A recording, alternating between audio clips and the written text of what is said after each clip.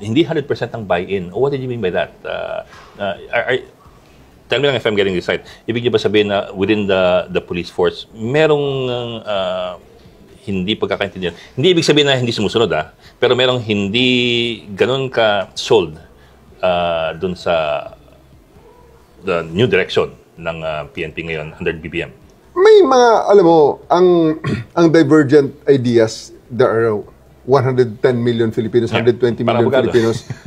Kagagaling di ba? At ang ating mga Pilipino nga, lagay mo ang 5 Pilipino sa isang kwarto. Magbigay ka ng isang topic na pagdidebatihan. 6-7 ang opinion na makikita mo diyan. Kasi may isang Pilipino, yun nga dinidebate ang sarili niya. So, marami tayong divergent ideas, marami tayong iba-ibang diverse ideas na nire-respeto natin. Binabalansin natin ang lahat. Of course. That's right naman. So, pero sa organisasyon na gaya ng PNP, na talagang iisa ang command, iisa ang direksyon, at lahat tayo ay nag-take ng oath na to obey legal orders from the duly constituted authorities.